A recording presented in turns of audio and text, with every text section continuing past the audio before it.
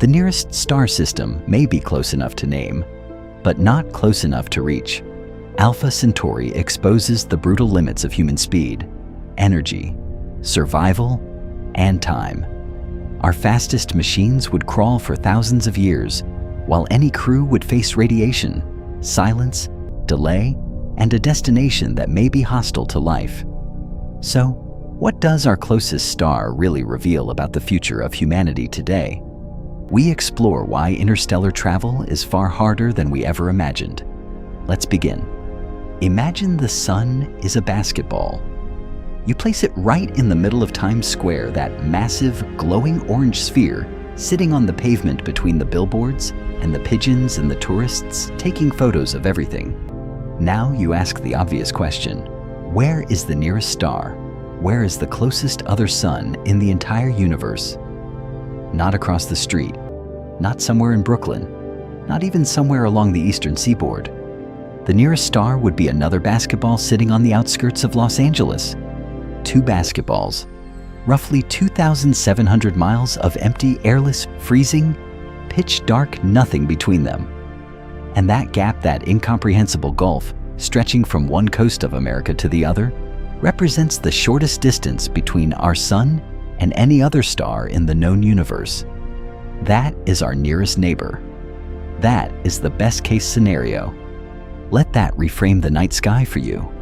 Every single star you have ever seen with your naked eye, every light you've pointed at as a child, every constellation you've tried to memorize, each one of them is separated from our sun by distances that make that New York to Los Angeles gap look laughably small. And yet, the nearest one, the absolute closest, already breaks the mind before you've even started doing the math. Now here's something most people have never been told. Alpha Centauri is not one star. That bright, steady point of light in the southern sky, the one ancient navigators used to cross oceans, the one astronomers have studied for centuries, is actually 3 separate stars traveling together as a gravitationally bound system. 3 stars, 1 address. The first 2 are Alpha Centauri A and Alpha Centauri B. They are a binary pair, locked in each other's gravitational grip, orbiting a shared center point between them in an endless looping dance. Alpha Centauri A is the larger of the 2 AG-type star, almost a twin of our sun in mass, size, and surface temperature. If you replaced our sun with Alpha Centauri A tomorrow and didn't tell anyone, most people standing outside on a clear afternoon probably wouldn't notice. The warmth on their skin would feel almost identical. The color of the sky would look nearly the same. It is, in the most literal astronomical sense, our sun's closest sibling. Alpha Centauri B is the quieter one, smaller, slightly cooler, burning with a subtly more orange light. Still a full, complete, main sequence star, still capable of warming planets, just a touch less luminous than its companion. Together, they orbit each other in an elliptical path, not a clean circle, but a stretched oval shape, which means their distance from each other actually changes as they move. At their closest approach, they are still farther apart than our sun is from the planet Uranus. At their farthest, the gap between them stretches toward the distance between our sun and Neptune. And to complete one full loop of this enormous elliptical orbit, they need approximately 79 years. 79 years to finish a single lap around each other. Think about what that means in human terms. A person born in 1946, the year after World War II ended, would need to live until 2025 to watch Alpha Centauri A and B complete just one orbit, one rotation. They have been doing this for billions of years without pause, without variation, without any awareness that a small pale blue planet several trillion miles away has spent the last few thousand years developing civilization, writing symphonies, launching rockets, and occasionally arguing about whether Pluto counts as a planet. The indifference of that motion is total and absolute. They are 2 ballroom dancers who stepped onto the floor before life existed on Earth. and they will still be dancing long after our sun burns out. But the third member of this system is the one our story really belongs to, Proxima Centauri. Proxima is a red dwarf, a category of star that is dim, small, and extraordinarily long-lived. Red dwarfs account for roughly 70% of all stars in the Milky Way, yet almost none of them are visible to the naked eye from Earth because of how faint they are. Proxima itself is so dim that despite being the closest star to our solar system in the entire universe, you cannot see it without a telescope.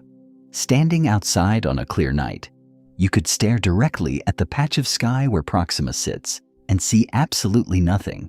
It is invisible, tucked behind the threshold of human perception. Proxima orbits Alpha Centauri, A and B, but at an enormous distance, so far from its two companions that its orbital period is estimated at somewhere between 500,000 and 2 million years per full loop. It sits on the far edge of the system, gravitationally attached, but physically remote. The loner on the outskirts, the quiet third wheel. And yet Proxima holds the most important title in all of stellar astronomy. At least from Earth's perspective, it is the closest star to our solar system. At 4.24 light-years from our Sun, it edges out its two brighter companions by a small but meaningful margin. Not Alpha Centauri A, with its solar familiarity. Not Alpha Centauri B, with its warm orange burn. Proxima, the smallest, dimmest, most overlooked of the three, wins the record. Then, in 2016, the European Southern Observatory made an announcement that briefly made the entire scientific world stop and pay attention. Proxima Centauri has a planet in orbit around it. Astronomers named it Proxima b. It sits within what scientists call the habitable zone, the range of distances from a star where temperatures could theoretically allow liquid water to exist on a rocky surface, not where life is guaranteed, not where oceans are confirmed, but where the basic temperature mathematics don't immediately rule out the possibility. A rocky world estimated at roughly 1.3 times Earth's mass, completing one full orbit every 11.2 days. For a brief electric moment, headlines everywhere lit up with phrases like Earth's twin and potentially habitable world next door.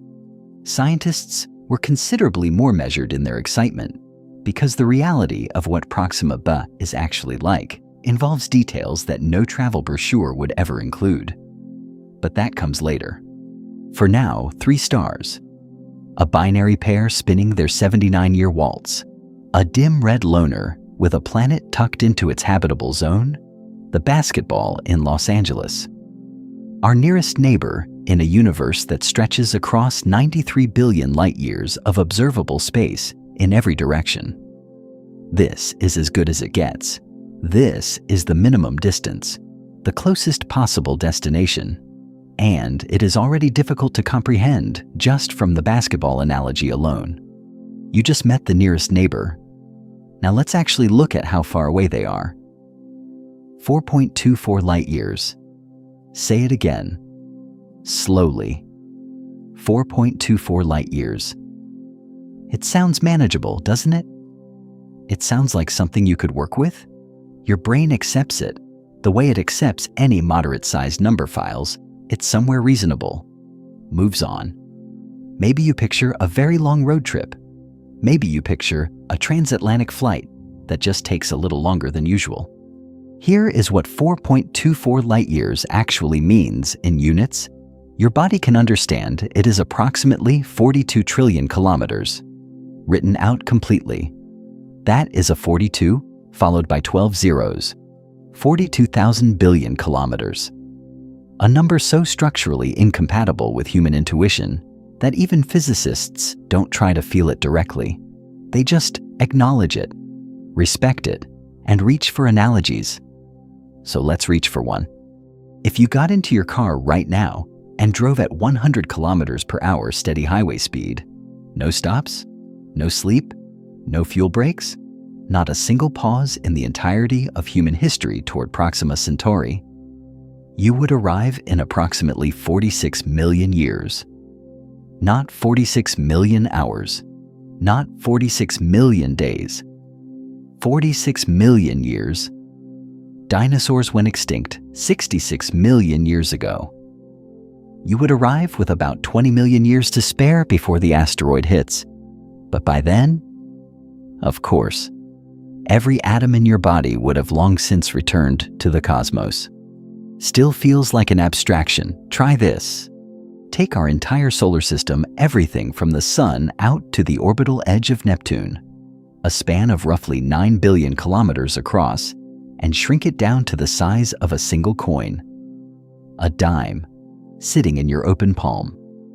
At that exact scale, with the full Sun to Neptune distance compressed to something you can hold between two fingers, Proxima Centauri would be located approximately 500 kilometers away from your hand. You would need to drive from New York City to just past Columbus, Ohio, before you could place the coin representing our nearest star on the ground. The entire solar system fits on a dime, and the nearest star is still a multi-hour drive from where you're standing. Now, honest question, and think about it before you answer. Do you believe Voyager 1 is making meaningful progress toward Alpha Centauri? Voyager 1 launched in 1977. It has been traveling for nearly 5 decades without stopping, without slowing, powered by the residual momentum of its original launch and the gravitational assists it collected from Jupiter and Saturn in its early years. It has crossed beyond the heliosphere, the outer boundary, where the Sun's solar wind gives way to true interstellar space, making it the first human-made object in history to physically enter the space between stars. It is currently moving at approximately 17 kilometers per second. That is over 61,000 kilometers per hour. Fast enough to circle Earth's equator in under 12 minutes, faster than any bullet ever fired, faster than any aircraft ever built. An extraordinary achievement of human engineering and ambition. To reach Proxima Centauri at that speed, Voyager 1 would need 73,000 years. 73,000 years. Let that land. Agriculture, the foundation of all human civilization.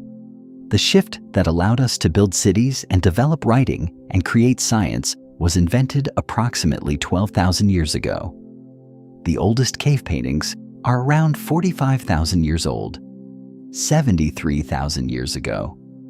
The Toba supervolcanic eruption had just occurred, nearly driving the entire human species to extinction, reducing the global human population to perhaps a few thousand individuals. And Voyager 1, our fastest, farthest traveling creation, launched with the most sophisticated technology of the late 20th century, would not arrive at our nearest stellar neighbor until 73,000 years after we launched it. It is not close. It is not even approaching close. And now consider what that space actually is. The space Voyager is crossing. The interstellar medium is not empty in any way that corresponds to human experience. It is empty at a scale that has no analogy in daily life. The density of matter out there is so low that the best vacuum chambers built in laboratories on Earth facilities that physicists use to simulate near-perfect emptiness are actually denser than interstellar space by comparison. The temperature hovers just slightly above absolute zero. There is no air. There is no sound, not because it's quiet, but because there is no medium for sound waves to travel through whatsoever. There is no light from any nearby source. Hydrogen atoms drift through that space at a density of roughly 1 atom per cubic centimeter, meaning that in a volume of space the size of a sugar cube, there is, on average, a single atom, one, alone, surrounded by nothing. No landmarks, no mile markers, no way to look out a window and feel like you're making progress. You could travel through that void for a decade, and the view would be almost indistinguishable from where you started. The same pattern of distant stars, functionally unchanged. The same total absence of anything nearby. the same unbroken, featureless dark, pressing against every window in every direction. For years, then decades, then generations. Most discussions of interstellar travel focus on the engineering problems, the fuel, the speed, the radiation shielding. They skip past something more fundamental. The distance itself is a psychological condition. The emptiness is not just a backdrop. It is a presence, an active, constant, inescapable reminder of how alone a vessel out there would truly be. No rescue, no resupply, no signal that arrives in time to help with anything. This is the real distance, not the number. The experience embedded inside the number. 4.24 light years is 42 trillion kilometers. It is 46 million years by car. It is 73,000 years for the fastest thing we have ever built. It is an ocean of near-perfect vacuum with a temperature near absolute zero and a density so low it makes laboratory vacuums look crowded. It is the shortest distance between us and any other star that exists. And somehow from this planet, through that atmosphere, using nothing but light and mathematics, we know exactly how far away it is. If the distance is already this insane, then how do we actually know how far away it is? No one has ever stretched a measuring tape to Alpha Centauri. No probe has traveled there and radioed back the odometer reading. No human being has stood at the halfway point and looked in both directions. And yet we know the distance to Proxima Centauri with enough precision to express it to multiple decimal places. We know it well enough to stake scientific careers on it, to build spacecraft trajectories around it, to publish peer-reviewed papers citing it as established fact. How? The answer begins with something you can do right now, sitting exactly where you are. Hold one finger up in front of your face, at arm's length. Close your left eye and look at where your finger sits against the background behind it, a wall, a window, whatever is there. Now, without moving your finger, close your right eye and open your left. Your finger appears to jump sideways, even though neither you nor your finger moved a single millimeter. The background shifted. The finger seemed to leap. That apparent jump is called parallax, and it happens because your two eyes are positioned a few inches apart, giving each one a slightly different angle on the same object. Your brain uses that angular difference to calculate depth and distance automatically, which is how you navigate the world in 3 dimensions without doing any conscious math whatsoever. Astronomers figured out that Earth does the same thing, just on a scale that is almost incomprehensibly larger.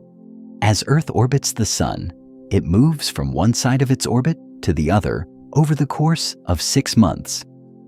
That means a telescope on Earth in January is positioned roughly 300 million kilometers away from where it was in July. 300 million kilometers. That is our cosmic baseline, the separation between our two eyes. When astronomers photograph a nearby star in January and then photograph it again in July, the nearby star appears to shift very slightly against the much more distant background stars behind it, just like your finger appeared to shift against the wall. By measuring the angle of that shift precisely, astronomers can calculate the distance to the star using straightforward trigonometry.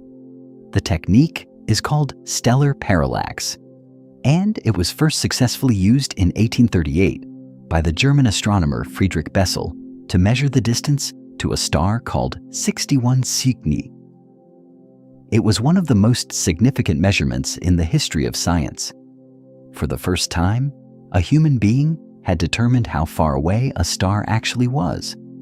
The unit of distance that emerged from this technique has its own name, the parsec. 1 parsec is the distance at which a star would show a parallax angle of exactly 1 arcsecond, 1/3600th of a single degree. 1 parsec equals 3.26 light years. The word itself is a contraction of parallax arcsecond. The unit of measurement is literally named after the method that created it. Proxima Centauri sits at 1.3 parsecs from Earth. A tidy number, a measured, verified, repeatedly confirmed number. But stellar parallax has a limit. It works beautifully for nearby stars objects within a few thousand light years. Beyond that, the angular shifts become so microscopically small that even the most sensitive instruments struggle to detect them reliably. The universe, of course, extends far beyond a few thousand light years. The Milky Way alone is 100,000 light years across. So, astronomers needed other methods. Enter what scientists call standard candles. A standard candle is any astronomical object whose intrinsic brightness, its actual luminosity, how much light it genuinely puts out, is already known. The logic is elegant and simple if you know exactly how bright something truly is, and you can measure how bright it appears from Earth. The difference between those two values tells you the distance. A candle that you know produces a specific amount of light will appear dimmer the farther away it gets, and the relationship between brightness and distance follows a precise mathematical rule. Measure the dimness, calculate the distance. Certain types of pulsating stars called Cepheid variables are among the most reliable standard candles. They brighten and dim in regular cycles, and the period of that cycle is directly linked to their true luminosity. A relationship discovered by astronomer Henrietta Swan Leavitt in 1912. Type 1. A supernovae stellar explosions of known brightness serve as standard candles across distances of billions of light years. These techniques layer on top of each other, each one extending the reach of measurement further into the cosmos, building what astronomers call the cosmic distance ladder. Then came the spacecraft that changed everything. The European Space Agency launched Hipparcos in 1989, the first space mission designed specifically to measure stellar positions and distances with unprecedented accuracy. It cataloged the positions and parallaxes of over 100,000 stars. Impressive. But Gaia, launched in 2013, made Hipparcos look like a rough draft.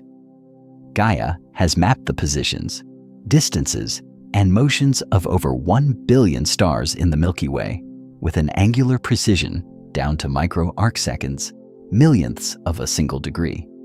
It is, by any measure, the most detailed map of our galaxy ever constructed. And all of it, every light year, every parsec, every decimal point in the distance to Proxima Centauri, derived not from physically traveling there, but from patient, careful, brilliantly designed observation from right here on Earth. The humor of it is not lost on astronomers. Measuring stellar distances is a little like standing in Times Square on a foggy night, looking west and trying to estimate how much dimmer a specific candle in San Francisco has gotten compared to how bright you know it should be, then using that dimness to calculate the exact distance to the candle, without moving, without calling anyone in San Francisco, without any equipment more direct than your eyes and your math, and getting it right to within a fraction of a percent. That is what science has done. That is what the numbers mean when you read 4.24 light years. Not an estimate, not a rough guess, a measurement precise, reproducible, and confirmed by multiple independent methods across more than a century of increasingly sophisticated observation. We know the distance precisely. We know the destination. So why aren't we going? There is a number that sits at the center of modern physics, like a wall that the universe built before anything else existed. 299,792 kilometers per second. That is the speed of light in a vacuum. The speed at which every photon ever emitted by every star that ever existed travels through empty space. The speed at which the signal from your phone connects to a satellite and bounces back. The speed at which the image of a distant galaxy travels across billions of light years before finally landing on a telescope mirror somewhere in the Chilean desert. Most people hear speed of light and think fast. And yes, it is fast by any standard that fits inside ordinary human experience. At the speed of light, you could circle Earth's equator 7.5 times in a single second. You could travel from Earth to the Moon in 1.3 seconds, from Earth to the Sun in 8 minutes. But here is what most people do not fully absorb. The speed of light is not merely a description of how fast light happens to travel. It is a fundamental limit embedded in the structure of space-time itself.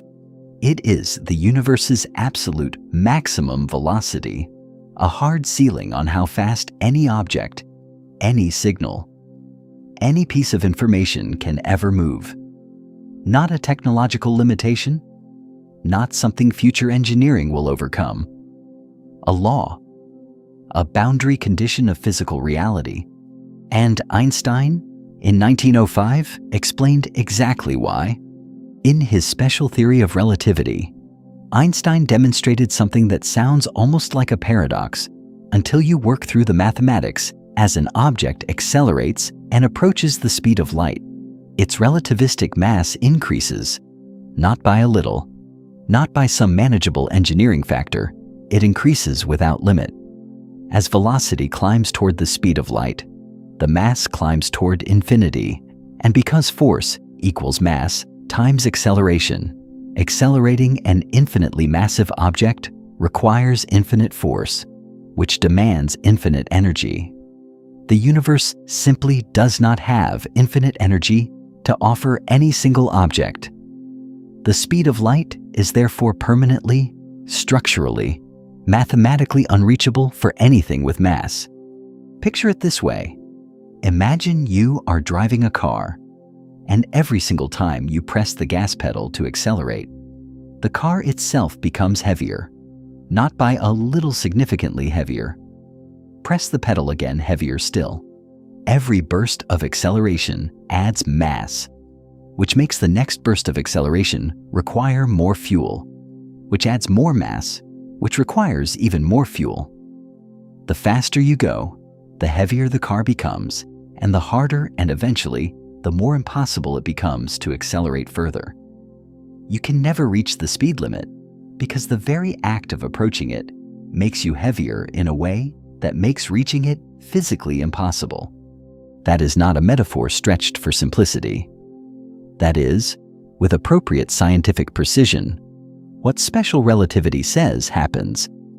But the universe's sense of irony does not stop at just prohibiting high speeds. It adds a second twist that is somehow even stranger: time dilation. As an object moves faster through space, it moves slower through time relative to objects that are stationary or moving more slowly. This is not a theoretical curiosity. It has been measured directly, repeatedly, with atomic clocks on airplanes and in GPS satellites, which must correct for this effect daily to maintain accuracy. The faster you travel, the slower time passes for you compared to someone who stayed behind. At 99% of the speed of light, time for the traveler passes approximately 7 times more slowly than for someone stationary on Earth. At 99.9%, the factor rises to over 22. The traveler ages more slowly. Their heartbeat slows in relative terms. Their biological processes unfold in slow motion compared to the outside universe.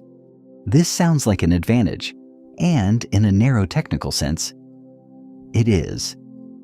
A crew traveling at very high speeds would experience less time on a long journey than the people left behind on Earth. But it is also a profound isolation. Arrive at your destination having aged 10 years, and everyone who saw you off has aged 70. The life you left behind has moved on without you. History has continued without your participation. You left for a journey and returned to a world that barely remembers your departure. Now for the question that makes this concrete. Suppose humanity somehow built a spacecraft capable of reaching 10% of the speed of light. 10%. That is roughly 30,000 kilometers per second, or about 1,760 times faster than Voyager 1. far beyond anything in existence or in near future development. A genuinely extraordinary, almost miraculous leap in propulsion technology. If such a ship existed and launched toward Proxima Centauri today, how long would the journey take? 42 years. 42 years of continuous travel at 10% of the speed of light just to reach the nearest star. And that 42 years does not include the time needed to accelerate the spacecraft from rest to that velocity, which, for a vessel of any practical size, would itself take years, nor the time needed to decelerate upon arrival, which requires equal time and energy in reverse. The actual mission duration, start to finish, would be considerably longer than 42 years. The passengers who boarded as young adults would arrive, if they survived, as elderly men and women, or would not arrive at all. And that assumes 10% of the speed of light, a threshold we have never approached, a speed that would require an energy source and propulsion system that does not currently exist even in prototype form, a velocity achieved only in physics equations and science fiction. The speed limit of the universe is not just a number. It is the fundamental reason that interstellar travel is not merely difficult. It is a problem of a different category entirely from any engineering challenge humanity has previously faced. It is a wall that the laws of physics themselves constructed, and those laws have never been negotiated with successfully. 42 years. With technology we don't have. That is the optimistic case. So 42 years if we had a miracle of technology. But the journey itself would kill you in ways you haven't thought about yet. Knowing the destination is not the same as being able to reach it. Humanity has known the approximate distance to Alpha Centauri for over a century. We have mapped its stars, detected its planet, calculated the trajectory a spacecraft would need to follow. The address is confirmed, the coordinates are locked, and we are still, by every honest measure of the word, completely incapable of sending a single human being there. Not in a generation, not in 10 generations, not with any technology currently in existence or incredible near-term development. This is not pessimism. This is physics, engineering, biology, and economics forming a coalition of obstacles that would humble any civilization. There are 5 walls standing between humanity and Alpha Centauri, and every one of them is real, verified, and currently unsolved. Wall 1: energy. To accelerate a spacecraft of just 1 metric ton, 1,000 kilograms, which is roughly the weight of a small car with no passengers, no life support, no food, no water, no scientific instruments, to 10% of the speed of light. The energy required is approximately 4 times 10 to the power of 20 joules. That number needs context to mean anything. The entire United States, every power plant, every solar panel, every wind turbine, every nuclear reactor operating simultaneously across the most energy-hungry nation on Earth produces roughly 4 times 10 to the power of 19 joules of electricity per year. To reach 10% of the speed of light with a 1-ton payload, you would need to harness the equivalent of 100 years of total American electricity production and pour every single joule of it into a single launch? 100 years, 1 ton. No crew, no supplies, just the bare vessel. A crude interstellar ship capable of sustaining human life across decades of travel would weigh not 1 ton, but potentially tens of thousands of tons. The energy mathematics at that scale do not just become difficult. They become an exercise in writing numbers that have no practical meaning in the physical world as it currently exists. Wall 2: fuel. You might think, fine, we just need a better engine. And technically, that is true. But the gap between better and sufficient is almost infinite. The most efficient chemical rocket engines ever built, the kind that powered the Saturn V to the moon and currently lift crews to the International Space Station, can push a spacecraft to a maximum velocity of roughly 0.006% of the speed of light. That is not a typo. 0.006%. At that speed, the journey to Proxima Centauri takes approximately 73,000 years, which brings us back to Voyager 1's uncomfortable timeline. Nuclear thermal rockets, which have been seriously studied since the 1960s and represent a genuine technological step beyond chemical propulsion, could theoretically push velocities to perhaps 0.1% of light speed? Better, but still a journey measured in tens of thousands of years. Even the most ambitious nuclear pulse propulsion concepts, designs like Project Orion, which propose detonating a sequence of nuclear bombs behind a spacecraft to push it forward top-out at theoretical velocities of around 4 to 6% of the speed of light, a significant leap. Still a journey of 70 to 100 years minimum, with none of the engineering actually built or tested at any meaningful scale. Every fuel system humanity has ever used or seriously designed falls catastrophically short of what interstellar travel actually demands. Wall 3 time. Suppose some future breakthrough solved the energy and fuel problems entirely. Suppose a ship could travel at 10% of the speed of light starting tomorrow. The journey still takes 42 years one way, with no return trip factored in. The crew who boards that vessel will spend the rest of their lives in transit. They will grow old in a metal tube traveling through an empty void. The people who launched them will be dead before the ship arrives. This is where the concept of a generation ship enters a vessel large enough and self-sufficient enough to house multiple successive generations of human beings, with the founding crew's grandchildren or great-grandchildren being the ones who actually reach the destination. The mission outlives everyone who began it. People are born, live their entire lives, and die aboard a ship, having never seen the planet they departed from or the planet they are traveling toward. They exist entirely in between, in transit, in a metal world moving through absolute emptiness. Generations of human beings, living and dying for a destination they will never see, trusting that their descendants will complete what they started. That is not science fiction. That is the most realistic human pathway to Alpha Centauri that physicists have seriously proposed. Wall 4 biology. The human body was not designed for space. It was designed for a planetary surface with gravity, atmosphere, magnetic shielding, a 24-hour day-night cycle, and access to Earth's particular spectrum of nutrients and microbiological environment. Remove any of those conditions for long enough, and the body begins to fail in ways that are well documented and deeply sobering. In microgravity, bone density drops at a rate of roughly 1 to 2% per month. Muscle mass atrophies continuously without intensive countermeasures. Fluid shifts toward the head, increasing intracranial pressure and causing vision deterioration, a condition called spaceflight-associated neuroocular syndrome, identified in a significant percentage of astronauts who have spent extended time aboard the International Space Station.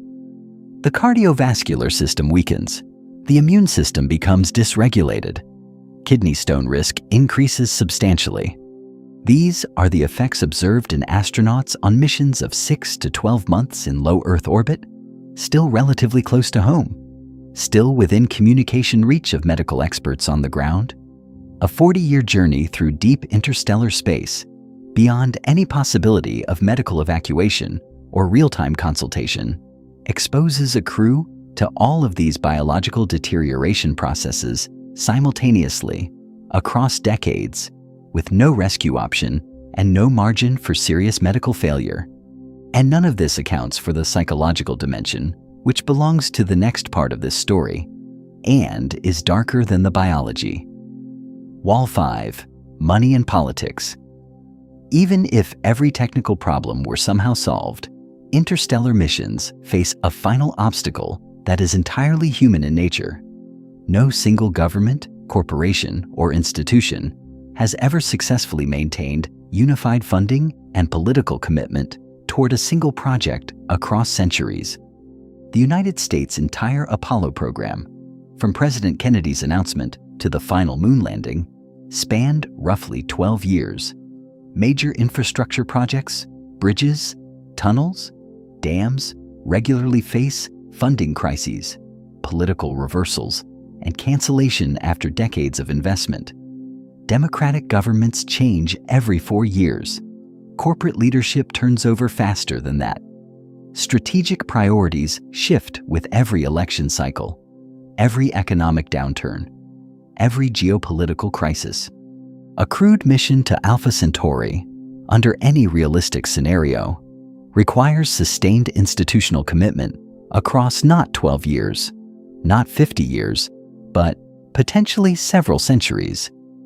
It requires every successive government to honor the financial obligations of administrations that ended before any currently living person was born. It requires an unbroken chain of political will across generations of leadership that history has never once produced for any purpose. Sending humans to Alpha Centauri right now would be something like asking Christopher Columbus to cross the Atlantic Ocean on a wooden raft with no compass, carrying enough food for 500 years, and trusting that every European government for the next 20 generations would continue funding the voyage after he was long dead.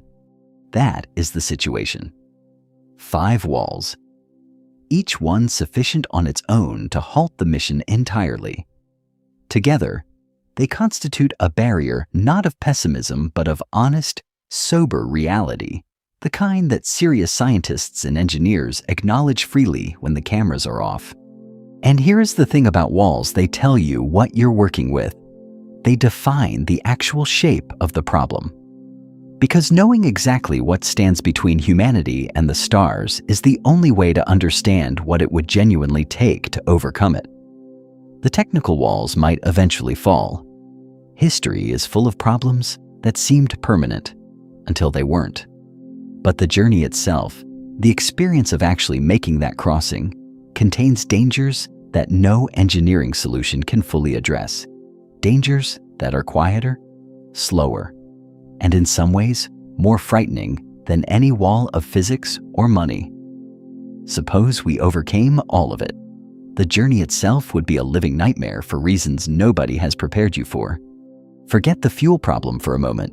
Forget the energy math and the political will and the generational timescales. Suppose all of that gets solved. Some future civilization, a few centuries from now, cracks the propulsion problem and builds a ship capable of crossing to Proxima Centauri in a human lifetime. The vessel launches. The crew is aboard. The journey begins. Space immediately starts trying to kill everyone on board. Not metaphorically, not as a dramatic flourish, literally, structurally, through multiple simultaneous physical mechanisms that begin operating from the first second the ship leaves the protective bubble of Earth's magnetic field and do not stop for the entire duration of the voyage. The first and most serious threat has a name that sounds almost mundane given what it actually does: galactic cosmic rays. These are not the kind of radiation you associate with X-ray machines or microwave ovens. Galactic cosmic rays are high-energy atomic nuclei protons, helium nuclei, heavier elements accelerated to near light speed by supernovae and other violent astrophysical events scattered across the Milky Way. They travel through the galaxy continuously, in every direction, passing through matter the way a bullet passes through paper. On Earth, we are almost entirely shielded from them by 2 overlapping protective systems: the planet's magnetic field, which deflects charged particles away from the surface, and the atmosphere itself, which absorbs the remainder. Remove those 2 shields, and the exposure increases dramatically. NASA has identified galactic cosmic ray exposure as the single greatest obstacle to long-duration human spaceflight beyond the moon. Not fuel, not life support, not psychological stress, but radiation. Studies conducted on astronauts aboard the International Space Station and data collected during the Mars Science Laboratory mission showed that a round trip to Mars under current shielding technology would expose a crew to radiation doses approaching the lifetime limit that NASA sets for career astronauts. Mars is at its closest. roughly 54 million kilometers from Earth. Proxima Centauri is approximately 25 trillion miles away. The exposure on an interstellar voyage would be sustained across not months, but decades, with no possibility of early return and no way to repair the cellular damage accumulating in the crew's DNA day after day after day. The risk is not theoretical. Prolonged exposure to high-energy cosmic radiation causes DNA strand breaks, increases cancer rates substantially, accelerates neurological degeneration, and damages the cardiovascular system. Current shielding materials: aluminum, polyethylene. Water walls offer partial protection, but cannot block the most energetic particles. Some physicists have proposed using the ship's own fuel as a radiation shield by surrounding the crew compartment with it. But this creates structural and engineering complications that have not been resolved at any practical scale. Then there is the second threat, which is almost more disturbing because of how small it sounds: interstellar dust. The space between stars is not a perfect vacuum. It contains occasional particles, microscopic grains of ice, carbon, silicate minerals, drifting slowly through the interstellar medium. Under normal circumstances, at the speeds of conventional spacecraft, these particles are essentially irrelevant. But at 10% of the speed of light, the physics changes catastrophically. At 30,000 kilometers per second, a grain of sand, a single ordinary grain of sand, carries kinetic energy equivalent to a small explosive detonating directly against the hull of the spacecraft. A particle the size of a dust speck hits with the energy of a rifle bullet. Larger particles, still invisible to the naked eye, could punch through the vessel entirely. Imagine driving 100 miles per hour through total darkness on a road covered in invisible gravel. The gravel is not a metaphor for inconvenience. At interstellar velocities, it is a genuine, continuous structural threat. Now multiply that scenario by a factor of 30,000 and run it for 40 years without stopping. The cumulative impact damage to any unshielded or inadequately shielded spacecraft hull would be severe.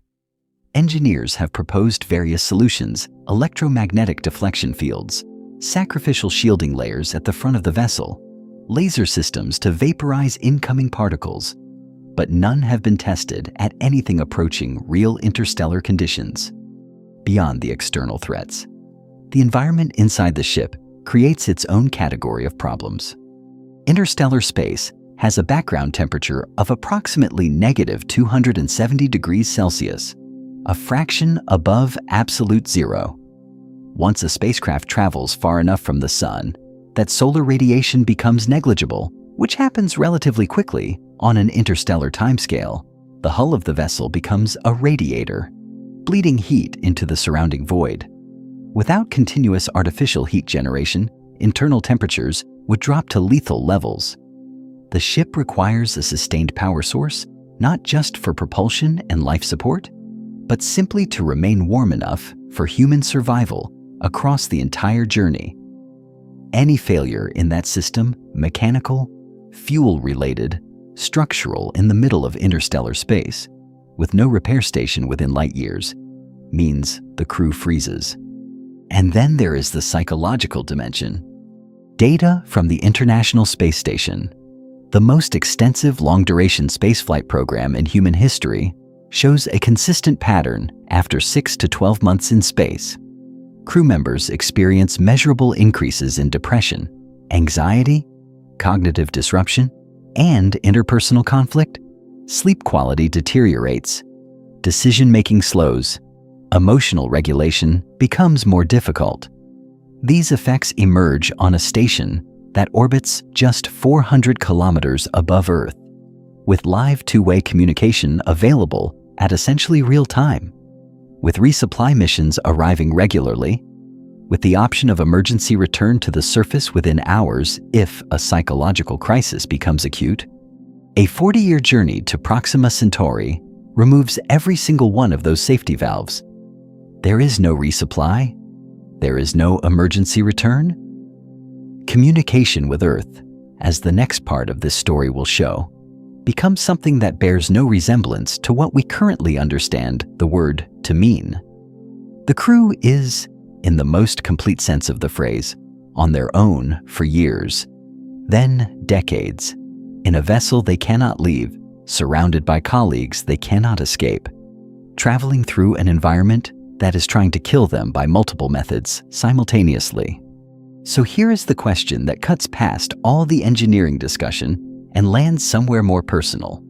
If you were told today, guaranteed passage, the ship is real, the technology works, would you volunteer? Knowing with complete certainty that you would never return to Earth.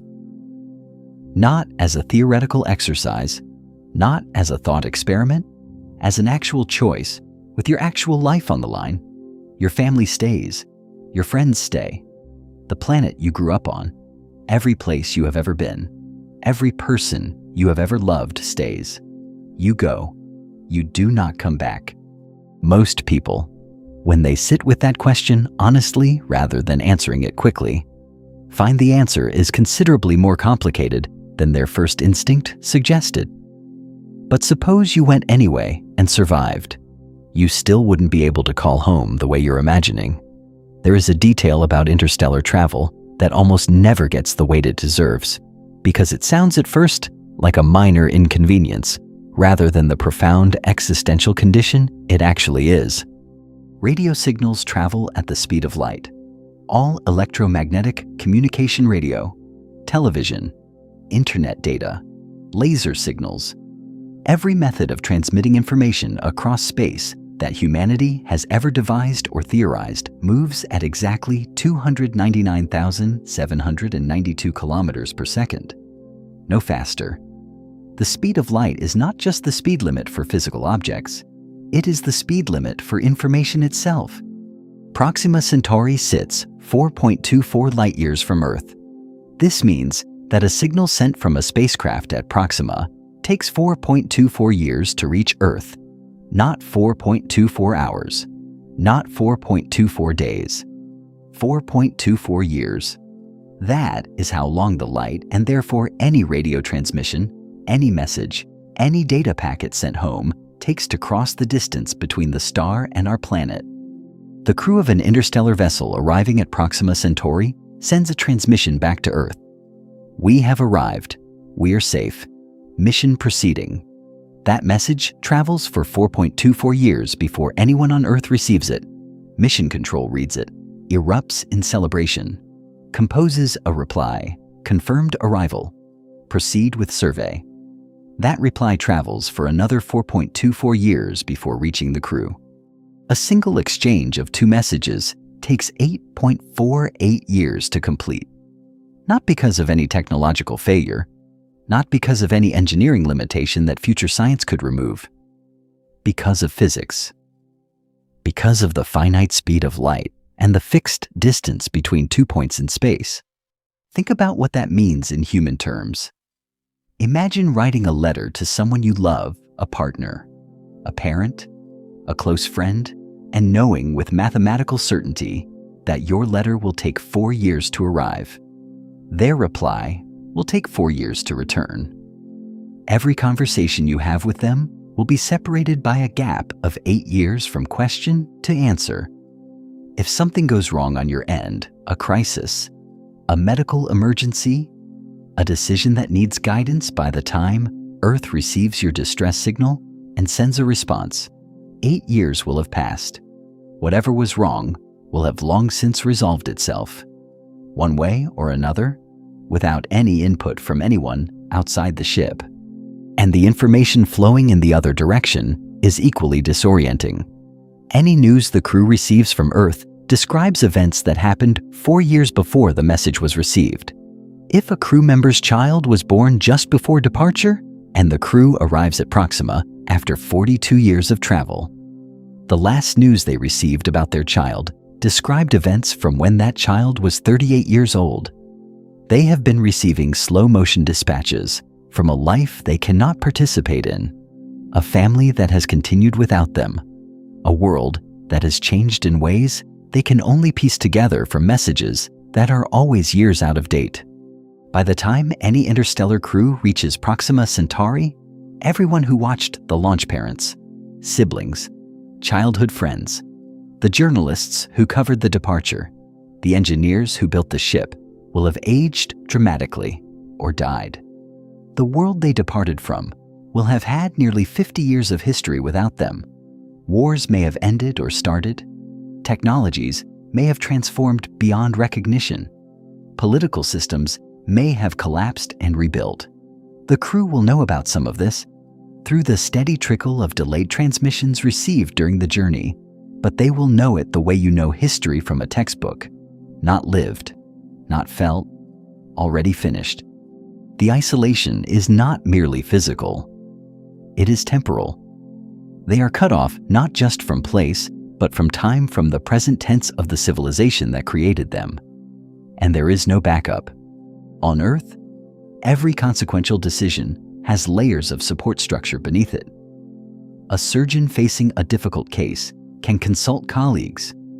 A pilot encountering a system failure can contact air traffic control. A mountaineer in trouble can trigger a rescue beacon. Even astronauts on the International Space Station facing a medical emergency can speak in real time with flight surgeons and expect an emergency return vehicle to be available if conditions warrant it. On an interstellar vessel, none of that infrastructure exists. A medical emergency must be handled by whoever is on board, with whatever equipment and knowledge the ship carries, with the understanding that any message to Earth requesting guidance will receive its response 8 years too late to matter. A critical mechanical failure must be repaired with onboard resources because no spare part will ever arrive from anywhere. A psychological crisis within the crew, a breakdown, a conflict that escalates beyond resolution.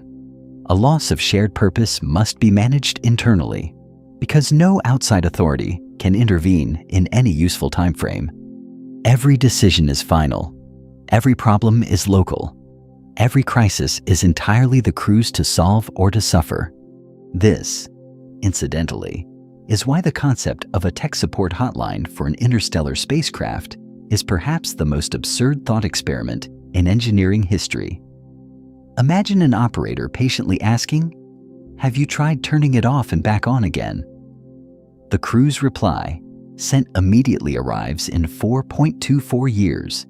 The operator's follow-up question arrives 8.48 years after the original call. By the time the troubleshooting session reaches step 3, a decade has elapsed and the problem has either killed everyone on board or been solved without any outside help whatsoever. The communication delay is not a bug that smarter technology will fix. It is a structural feature of interstellar distance. It means that any human presence at another star system is, by definition, a presence operating in complete autonomy politically, medically, technically, emotionally. The civilization that launched them cannot govern them in real time, cannot help them in real time, cannot even know what is happening to them in real time. They would be, in the fullest and most literal meaning of the words, on their own, alone in a way that no human being in history has ever been alone. Alone in a way that the word alone was never quite designed to describe. If we got there and survived all of it, could humanity actually build something worth calling a civilization at another star? Let's say the ship arrives. The crew survived the radiation, the dust impacts, the decades of isolation, the psychological weight of a journey that consumed their entire adult lives. They decelerate into the Proxima Centauri system. And there it is, Proxima b, a rocky world orbiting a dim red star, sitting squarely within the habitable zone. The destination the human species spent centuries dreaming about, planning for, sacrificing for. And then they get a closer look. Proxima b receives stellar radiation from its host star at a level that would make most Earth organisms cease to function within minutes of unshielded exposure. Proxima Centauri, despite being far dimmer than our sun in visible light, is extraordinarily active in the X-ray and extreme ultraviolet spectrum. Studies published in the Astrophysical Journal estimate that Proxima b receives X-ray radiation roughly 400 times more intense than Earth receives from our Sun, and extreme ultraviolet radiation at levels that could strip away planetary atmospheres over geological timescales. The star is quiet in the way that a sleeping bear is quiet most of the time. Nothing dramatic happens. But the underlying reality is volatile in ways that matter enormously for any surface life. Because Proxima Centauri is a flare star. This is not a classification astronomers use casually. Flare stars are red dwarfs that periodically release enormous bursts of energy, stellar flares that dwarf anything our Sun produces in equivalent events. In 2017, astronomers detected a flare from Proxima Centauri that released energy equivalent to roughly 10 times the most powerful solar flare ever recorded from our own Sun. The event lasted only a few minutes, but during those minutes, the radiation environment at Proxima b would have been catastrophic for any unshielded surface life. UIV radiation levels spiked by a factor of approximately 68 compared to baseline. X-ray flux increased by an estimated factor of 1,000. These events are not rare anomalies. Proxima flares with meaningful intensity multiple times per year. For a planet with a thick, well-established magnetic field and a robust atmosphere like Earth, such flares would be manageable, partially deflected and absorbed before reaching the surface. But whether Proxima b has either of those protective systems is genuinely uncertain, and the physics of the situation does not inspire confidence. Red dwarf flares are widely considered one of the primary mechanisms by which close-orbiting planets lose their atmospheres over time, as repeated energetic events gradually erode the atmospheric envelope that any potential surface life would depend on. Then there is the problem of the day. Proxima b orbits its star at a distance of approximately 0.05 astronomical units, far closer than Mercury orbits our Sun. At that proximity, gravitational tidal forces between the planet and the star are intense enough that most planetary scientists believe Proxima b is tidally locked. One face of the planet permanently points toward Proxima Centauri, bathed in continuous, unrelenting, stellar radiation.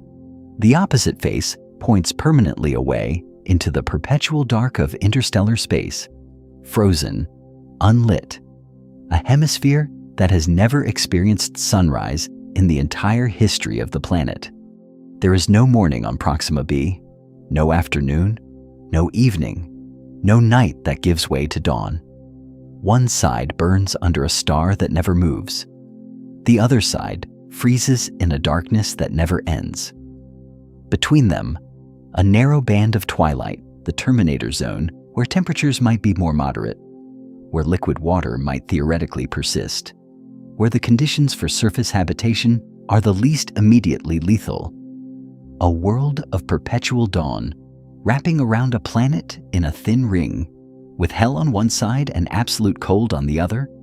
Colonizing Proxima b, under any scenario where it resembles current planetary science estimates, does not mean landing on a second Earth. It means landing on a geologically alien world with a radiation environment, atmospheric conditions, and day-night structure that have no analog anywhere in human experience. Establishing a permanent human presence there would not be an act of settling. It would be an act of planetary engineering on a scale that dwarfs every construction project in human history combined. The scientific term for that engineering process is terraforming, the deliberate modification of a planet's atmosphere, temperature, surface chemistry, and magnetic environment to make it hospitable to Earth life. The concept is not science fiction in the dismissive sense.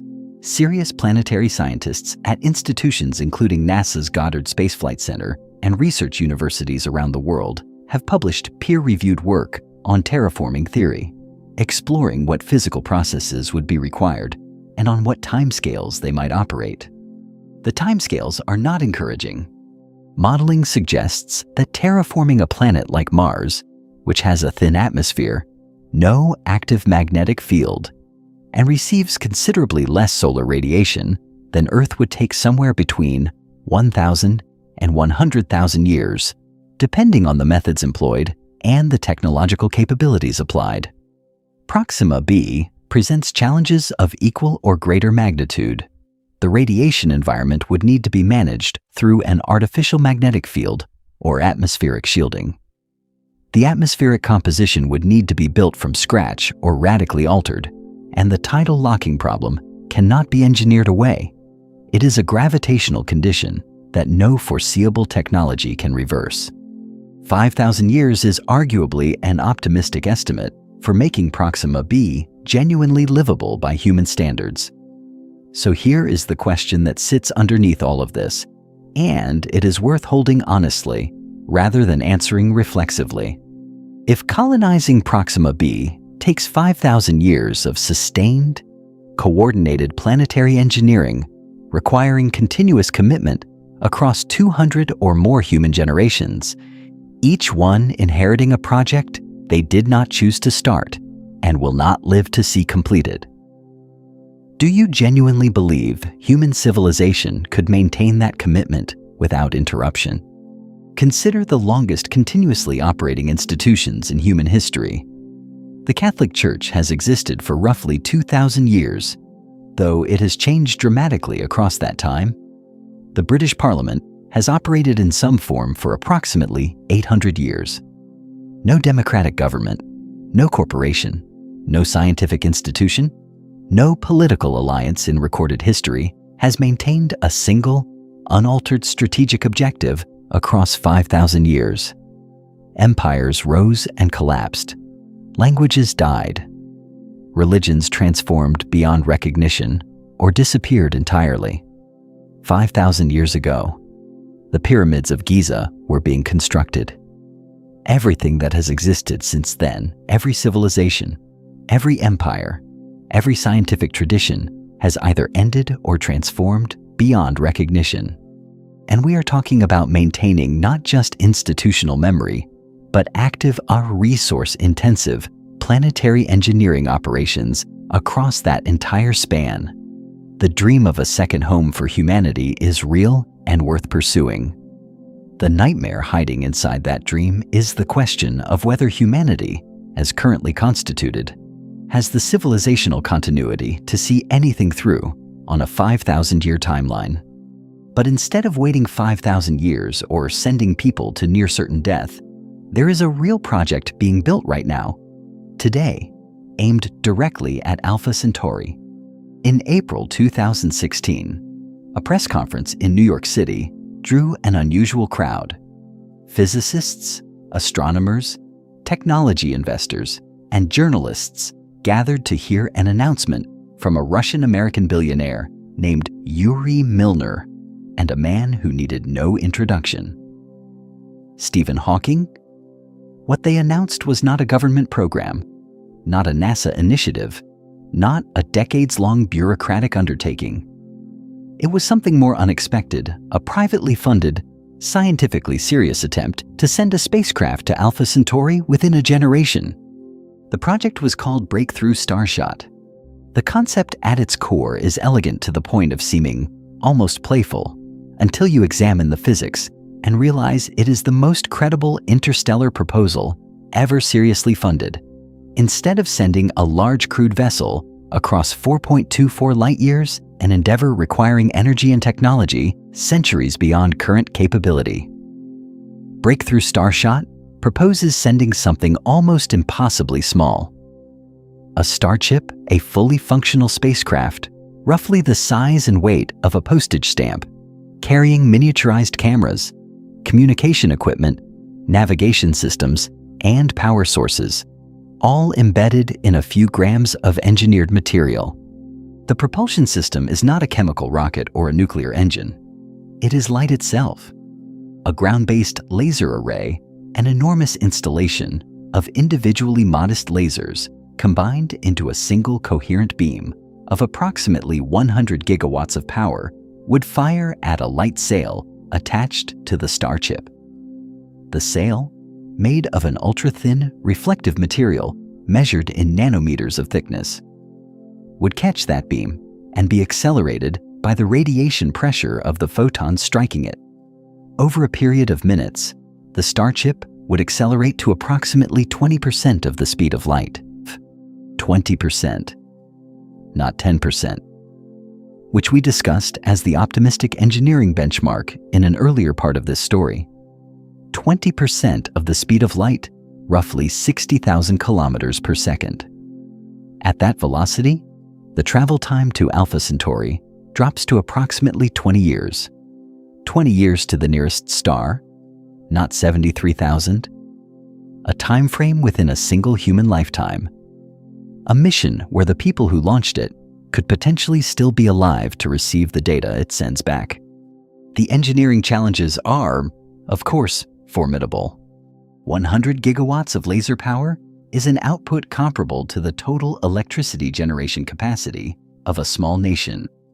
The laser array would need to be built at high altitude to minimize atmospheric distortion, coordinated with extraordinary precision, and focused on a target that is accelerating away from Earth at a velocity that increases by thousands of kilometers per second during the burn phase. The sail material needs to be reflective enough to capture the beam efficiently, heat-resistant enough to survive the intensity of that energy input without vaporizing, and light enough to achieve the target acceleration requirements that push against each other in ways that current materials science has not fully resolved. Then there is the problem that breakthrough Starshot's designers acknowledge openly and have not yet solved: deceleration. A starship arriving at the Alpha Centauri system at 20% of the speed of light has no braking mechanism. It will pass through the system in a matter of hours, capturing images and data during the brief flyby, then continue into the darkness beyond. The mission as currently conceived is not a probe that enters orbit around Proxima b. It is a bullet fired through the neighborhood, taking pictures as it passes. Getting useful scientific data from a flyby of that speed requires sensors and communication systems operating at the absolute edge of what miniaturized technology can achieve. Meanwhile, at NASA, a different set of interstellar concepts is being explored through the NASA Innovative Advanced Concepts Program, commonly known as NIAC. This program funds early-stage research into technologies that are speculative by conventional standards but grounded in legitimate physics. Current NIAC-funded work relevant to interstellar travel includes research into fusion propulsion systems, engines that harness the same nuclear process that powers stars and variations on the light sail concept explored by breakthrough Starshot. The program's horizon for interstellar capability is generally framed around the 22nd century, acknowledging that the development timeline for the necessary technologies is measured in generations rather than years. And then there is the concept that requires the longest view of all the generationship. Serious academic work, not science fiction, but peer-reviewed research published in journals including the Journal of the British Interplanetary Society and various astrobiology publications, has examined what a self-sustaining interstellar vessel would actually require to support a human population across the timescales involved in slower-than-light travel. The numbers that emerge from this analysis tend to cluster around a minimum crew size of somewhere between 5,000 and 10,000 individuals, not 5,000 people crammed into a spacecraft for comfort reasons, but 5,000 as a floor for genetic diversity, social stability, and labor force requirements across multiple generations. A vessel carrying 10,000 people with sufficient agricultural space, manufacturing capability, medical infrastructure, educational systems, governance structures, and psychological support architecture to sustain a functioning human community for a century or more. This is not a spacecraft in any conventional sense. It is a world, a closed biosphere, a civilization in a can launched into the dark. The engineering scope is almost incomprehensible, but the concept is being analyzed by scientists who take it seriously because it may ultimately represent the only realistic pathway for biological humans as opposed to miniaturized probes or digital consciousness to reach another star. Breakthrough Starshot is, when you strip away the elegance of the concept, essentially the following proposal: assemble the most powerful laser array in human history. Use it to accelerate a postage stamp to a fifth of the speed of light. Hope the stamp survives the interstellar dust environment for 20 years, and then hope it captures usable data during a multi-hour flyby of an alien star system before disappearing forever into the cosmic dark. Which is, to be fair, genuinely the most promising thing anyone has come up with so far. All of this breakthrough starshot, NIAC fusion concepts, generation ship theory addresses the technical dimension of the problem, the engineering, the physics, the materials, science, the propulsion mathematics. But there is something none of these projects talk about. Something the distance to Alpha Centauri reveals about the human species that goes far beyond rocket equations and laser arrays.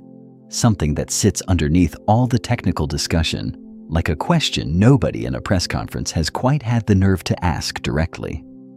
All of these projects are solving the engineering, but nobody is really talking about the scarier thing: what this distance actually says about humanity. Everything discussed so far, the 3-star system, the 42 trillion kilometers, the radiation, the communication delays, the generation ships, the laser-propelled postage stamps, all of it has been about reaching one destination, one star, the closest one, 4.24 light-years away. Now zoom out. The Milky Way galaxy contains somewhere between 200 billion and 400 billion stars. Not 200 billion solar systems, 200 to 400 billion individual stars, each one a sun in its own right, many of them orbited by planets, scattered across a disk of space roughly 100,000 light-years in diameter. Our sun sits approximately 26,000 light-years from the galactic center, not at the edge, not at the core, but somewhere in the middle of one of the spiral arms, an unremarkable location in an unremarkable neighborhood of an unremarkable galaxy. Alpha Centauri is 4.24 light-years from us. The Milky Way is 100,000 light-years across. Here is what that ratio actually means. If you compressed the entire Milky Way galaxy down to the size of the continental United States, the full span from the Atlantic coast to the Pacific, roughly 2,800 miles across, then at that scale, the distance between our solar system and Alpha Centauri would be less than 1 millimeter, less than the thickness of a credit card. The journey that we have spent the entirety of this story examining, the journey that would take our fastest spacecraft 73,000 years, that would require energy equivalent to a century of American electricity production. That would consume the entire lives of multiple human generations. That journey, at galactic scale, is not even a step. It is a shuffle, a fractional twitch of motion in a structure so vast that the word vast does not begin to serve. And the Milky Way itself is not the universe. It is one galaxy among an estimated 2 trillion galaxies in the observable universe alone. This is the actual address of humanity. Not Earth, not the solar system, not even the local stellar neighborhood. A single unremarkable point in one spiral arm of one average galaxy among 2 trillion in an observable universe roughly 93 billion light-years across, which may itself be a small fraction of a larger structure that extends beyond what light has had time to reach us from since the Big Bang. Now hold that scale in mind and consider a question that has troubled physicists and philosophers alike since Enrico Fermi first raised it informally over lunch at Los Alamos in 1950. If the universe is this large, this old, approximately 13.8 billion years, and if the conditions for life exist across such an enormous range of stars and planets, then where is everybody? This is the Fermi paradox. And it is not a casual curiosity. It is a genuine scientific puzzle with implications that cut to the heart of what humanity's isolation actually means. The Milky Way alone has had sufficient time, billions of years of it, for a spacefaring civilization to colonize the entire galaxy, even at speeds well below the speed of light. If a civilization emerged just a few 100 million years before us and expanded at even 1% of the speed of light, a crawl by physics standards, it would have had time to reach every corner of the galaxy many times over. The galaxy should, by these calculations, be teeming with evidence of intelligent life, signals, structures, modified stars, something detectable. We have found nothing. Not one verified signal, not one confirmed artificial structure, not one unambiguous transmission from another technological civilization in the history of human radio astronomy. Despite decades of systematic searching under programs including CD, the search for extraterrestrial intelligence using some of the most sensitive radio receivers ever built, the distance is the first and most sobering candidate explanation. Radio signals disperse as they travel, weakening with the square of the distance, meaning a signal twice as far away is 4 times weaker. A signal 10 times as far is 100 times weaker. Humanity has been broadcasting radio signals into space for approximately 100 years. That means our electromagnetic signature, every radio transmission, every television broadcast, every radar pulse, every communication signal our civilization has ever produced has reached a sphere of space with a radius of roughly 100 light-years centered on Earth. 100 light-years in a galaxy 100,000 light-years across. Our entire electromagnetic presence in the cosmos, everything that might announce to any listening civilization that something interesting is happening on this planet, fits inside a bubble that represents approximately 1/1,000,000th of the volume of the Milky Way. Most of our galaxy has never received a single photon carrying evidence that humanity exists. So here is the question, and this one is worth sitting with before the answer arrives. If there is a civilization somewhere in the Milky Way, orbiting a star 1,000 light-years from Earth, technologically sophisticated, equipped with radio telescopes far more sensitive than ours, actively searching the sky for signs of other intelligent life, do they know we exist? No, they do not. Our signals have not reached them. The electromagnetic wavefront of human civilization, traveling at the speed of light, has covered 100 light-years in 100 years of broadcasting. It has 900 more years of travel before it reaches a civilization 1,000 light-years away. For 900 more years, we are invisible to them, not hidden, not concealed, simply not yet announced. Our presence in the universe is so recent, and our signals travel so slowly relative to the distances involved, that the overwhelming majority of the galaxy has received no information whatsoever indicating that human beings exist. We are not just isolated by distance. We are isolated by time, by the recency of our own technological emergence and the finite speed at which that emergence can propagate outward through space. The bubble of 100 light-years is not small because human civilization is young or unsophisticated. It is small because light takes time to travel, and we have not been transmitting for long enough to fill any meaningful fraction of the galaxy with our signal. Even if we broadcast for another 1,000 years, our electromagnetic presence would still cover only a thin shell around a single star in a galaxy of 200 to 400 billion. This isolation is not just physical. It raises a deeper question: do we even have enough time as a civilization to get there? Homo sapiens, anatomically modern humans, our species as it currently exists, have been on Earth for approximately 300,000 years. That is a reasonable run, long enough to spread across every continent, develop thousands of languages and cultures, build and collapse dozens of civilizations, and eventually figure out that the lights in the night sky are other suns. But technological civilization, the version of humanity capable of building spacecraft, transmitting radio signals, doing physics, contemplating interstellar travel, is approximately 300 years old, measured from the Industrial Revolution of the late 1700s. When humanity first began harnessing energy sources beyond animal muscle and wood fire, our technological era is 3 centuries deep, 300 years out of 300,000.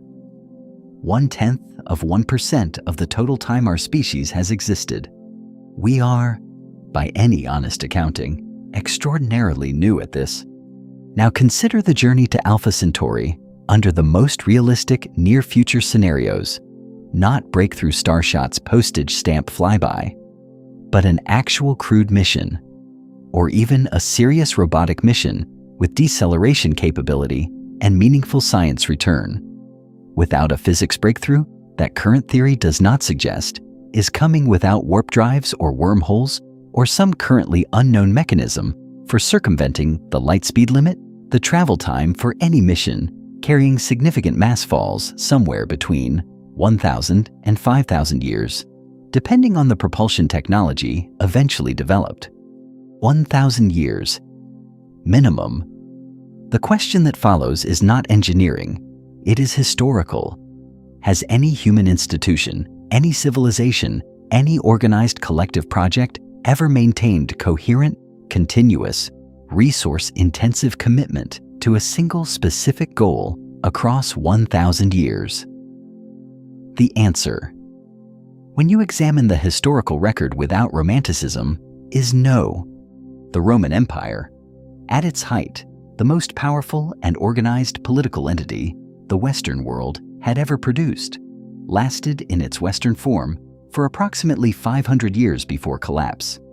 The Byzantine continuation persisted longer, but it was a diminished and repeatedly transformed successor rather than a continuous institutional project.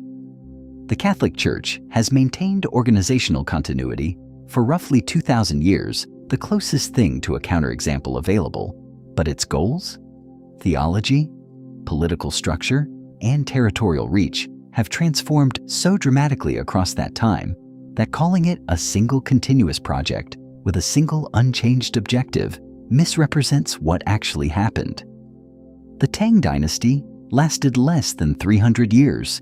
The British Empire, from its earliest colonial ventures to decolonization, spanned roughly 400 years and ended. The United States, the world's oldest continuously operating constitutional democracy, is 250 years old and has already amended its foundational document 27 times. No empire, no religion, no corporation, no scientific institution in recorded human history has maintained a single unaltered strategic objective, with continuous resource allocation and unbroken institutional memory, for 1,000 years. Not one. And this is before accounting for the external threats: asteroid impacts, supervolcanic eruptions, pandemic disease, nuclear conflict, catastrophic climate change, civilizational collapse triggered by resource depletion. The list of mechanisms by which technological civilization could be interrupted or ended is not short, and the probability of none of them occurring across a 1,000-year window is not high by any actuarial framework that takes the historical record seriously. There is a framework in the Drake equation, the formula developed by astronomer Frank Drake in 1961 to estimate the number of communicating civilizations in the galaxy, that includes a term called L, the longevity of a technological civilization, measured in years. How long does a civilization that develops radio technology and spaceflight capability typically last before going silent, whether through self-destruction, transformation, or some other endpoint? Nobody knows what L is for a typical civilization because we have only one data point ourselves, and we have not finished yet. But various estimates, based on historical patterns and physical risk assessments, place the mean civilizational longevity at somewhere between 1,000 and 10,000 years before significant disruption or transformation. If those estimates are even approximately correct, and they are rough, acknowledged as such by everyone who uses them, then humanity is, At 300 years of technological civilization, somewhere near the beginning of its window, maybe a tenth of the way through, maybe less. The interstellar mission that needs 1,000 years of sustained commitment may be arriving as a proposal precisely when civilization has the least institutional infrastructure to honor that commitment across its full duration. There's a certain irony embedded in this that deserves to be named without softening. We are spending enormous intellectual energy planning for voyages that will take longer than our entire civilizational track record, funded by institutions that have never demonstrated the ability to maintain a single objective across half that time frame, motivated by a survival imperative that may itself only be relevant for the window during which civilization is stable enough to execute the plan. Humanity is essentially sitting down to plan a 1,000-year road trip while simultaneously uncertain whether the car will start next week. And yet the planning matters. Because if a civilization does survive long enough to attempt the crossing, and if it arrives at another star system, the perspective from that vantage point would be unlike anything experienced in human history. Looking back across 4.24 light years at the pale dot of the solar system, knowing everything that was risked and spent and lost to make the crossing possible, what would any civilization that had already done this see when they looked at us? A species still huddled on one planet, arguing about timelines, launching postage stamps with lasers, writing equations on whiteboards about journeys nobody has yet taken. But if a civilization has already done it, already reached other stars, what do they see when they look at us? Stand at Alpha Centauri, 4.24 light years from Earth. Look back. You cannot see us. Not with your naked eye. Not even close. From that distance, our entire solar system, the Sun, all 8 planets, every moon, every asteroid, every spacecraft humanity has ever launched collapses into a single point of light, indistinguishable from thousands of other points of light scattered across the same patch of sky. The Sun, from Alpha Centauri, appears as a star of approximately 0.5 apparent magnitude visible. Yes, but unremarkable. A moderately bright star among many. Nothing about it announces that something extraordinary is happening in its third orbital position. Nothing signals that on a small rocky world circling that undistinguished point of light, a species has developed language and mathematics and music and the capacity to wonder about its own place in the cosmos. Earth itself, from Alpha Centauri, is completely invisible to the unaided eye. The planet is simply too small, too dim, too thoroughly outshone by the Sun sitting right next to it in angular terms. To detect Earth from 4.24 light years away requires a telescope of extraordinary capability, and even then, the detection is not an image. It is a data point, a slight, periodic dimming of the Sun's light as Earth passes in front of it, or a tiny wobble in the Sun's motion caused by Earth's gravitational tug. From that distance, the most powerful telescope any civilization has yet built would see Earth as a single pixel, one dot, undifferentiated, no continents, no oceans, no blue and white swirled surface visible from the Apollo photographs, just a pixel, present in one measurement and absent in the next, suggesting something is there without revealing what that something is. No cities, no radio signals detectable at that distance with any receiver we know how to build. No visible evidence of 7 billion people going about their lives. No trace of the accumulated 2,000 years of recorded history. No hint of the wars and art and science and suffering and love that have characterized this planet's surface for the last several thousand years. From Alpha Centauri, we are a rumor, a statistical inference, a dot.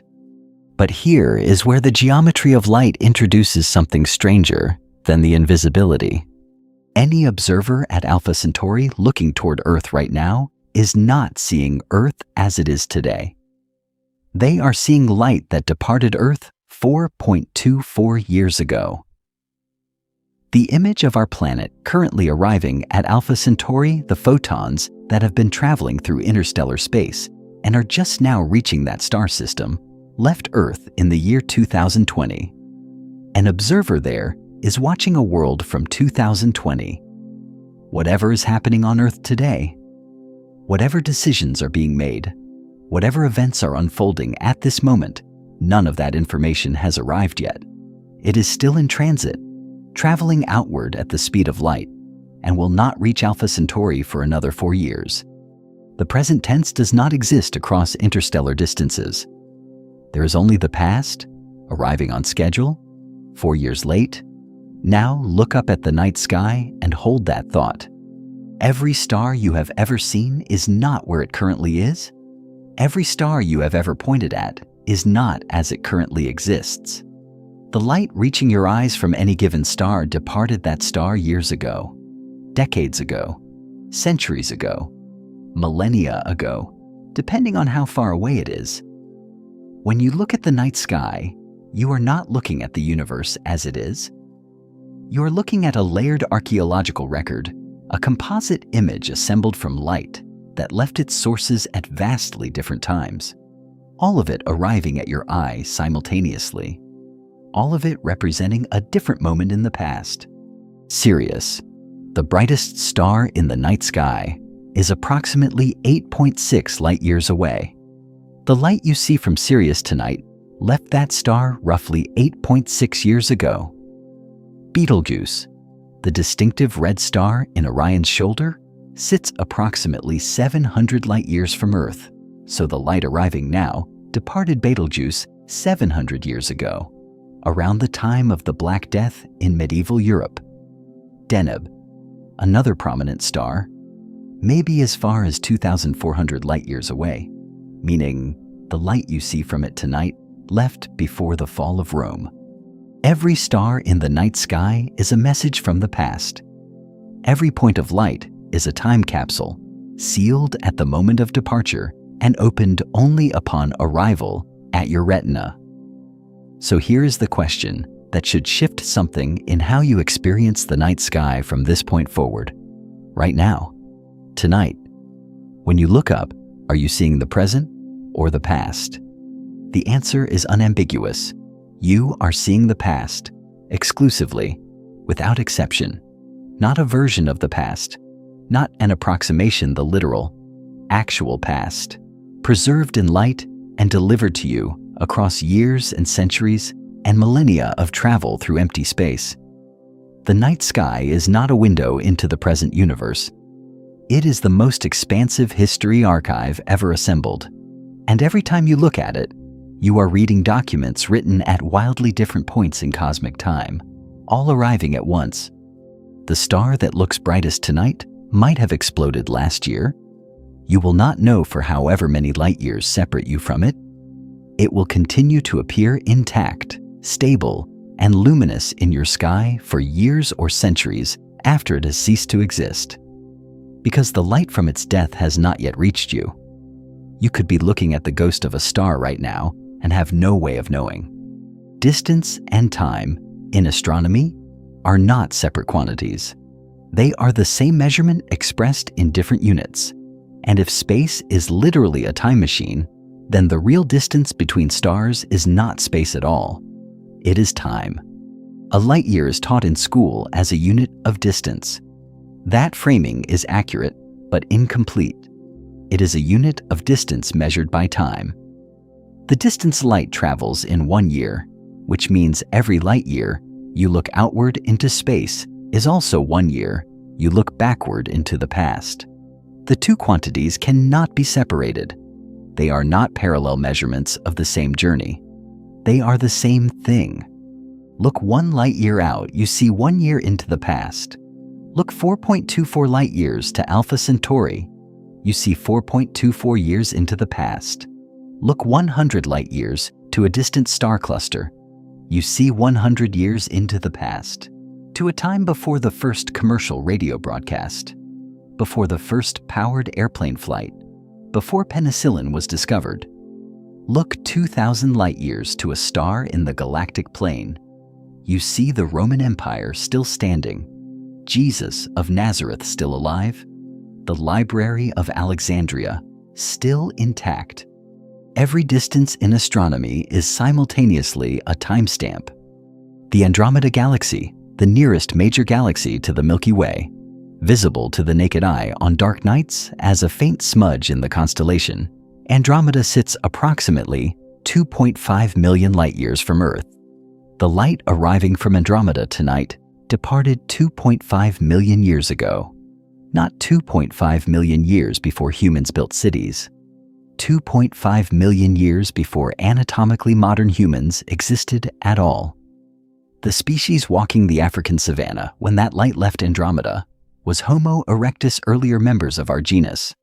Upright walking, fire-using, stone tool-making hominids who shared roughly 50% of the behavioral complexity of modern humans and had brains that were still expanding through evolutionary pressure. They had no language as we understand it, no art, no burial of the dead, no conception of the sky as anything but a ceiling. That light has been traveling through intergalactic space ever since.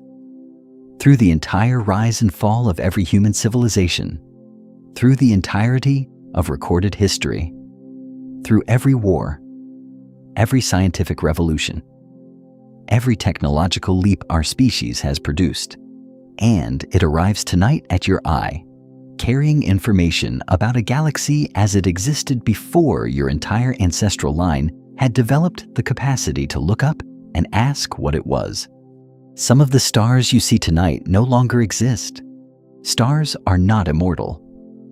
They burn through their nuclear fuel and die sometimes quietly, as white dwarfs, sometimes catastrophically, as supernovae. A star 1,000 light-years away that exploded 500 years ago is still burning steadily in your night sky tonight because the light from its death has not yet crossed the remaining 500 light-years between the explosion and your eyes. The star is gone. The light carrying evidence of its death is in transit.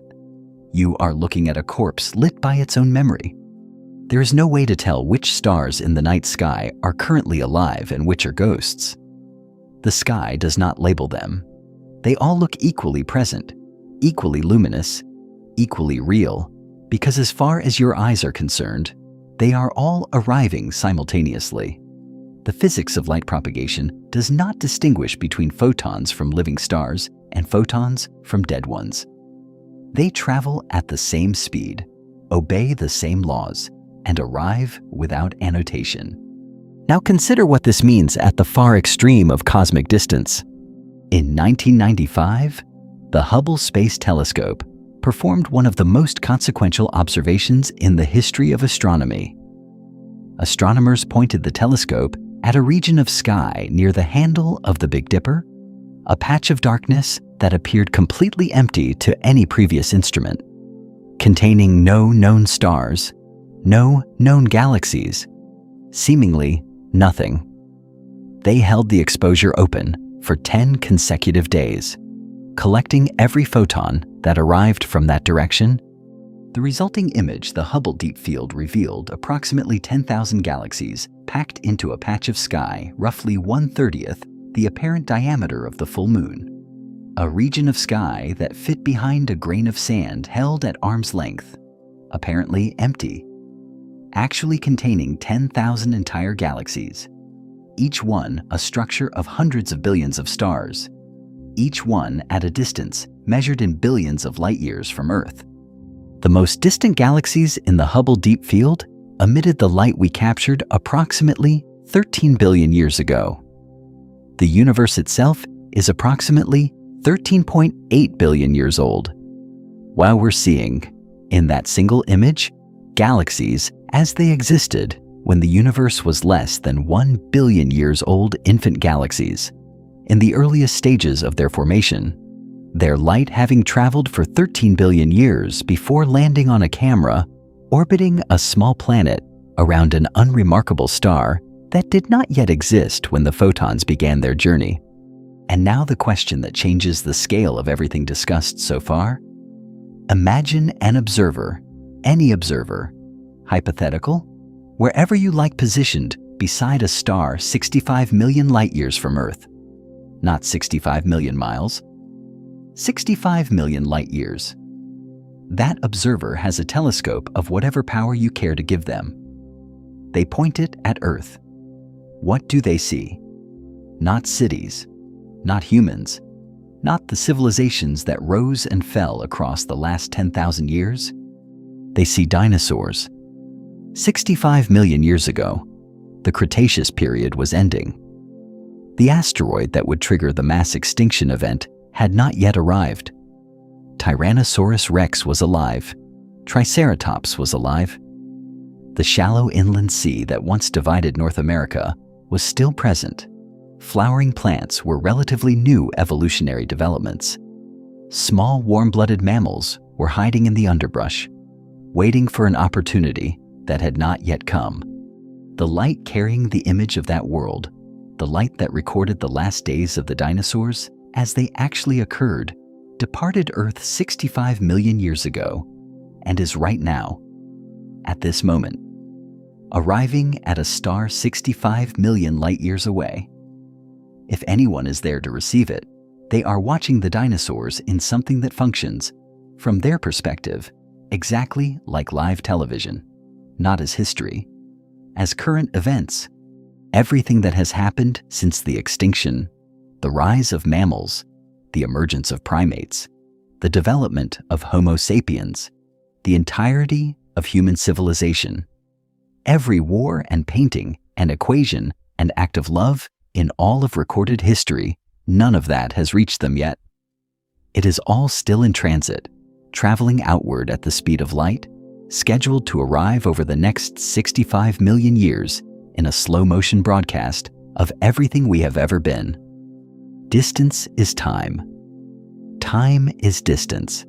Every light-year outward is a year backward, and the universe keeps its own records with a fidelity that no human archive has ever matched, written in light, preserved in the propagation delay between stars, readable by anyone with a telescope, and enough patience to wait for the photons to arrive. The night sky is not the present. It never was. It is the most complete and accurate historical record that exists, assembled from light that left its sources at every point in cosmic history, arriving simultaneously at a single point, your eyes tonight. All of this, the distance, the time, the isolation, leads to one final question, whose answer will change the way you see everything.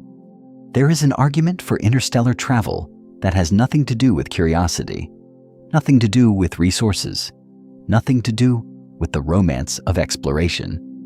It is colder than that, more urgent than that, and three of the most consequential scientific minds of the modern era arrived at it independently, from different directions, using different language, but reaching the same conclusion. Stephen Hawking said it plainly in the last decade of his life. Humanity must become a multiplanetary species within the next 1,000 years, or face extinction. Not might face extinction, face it.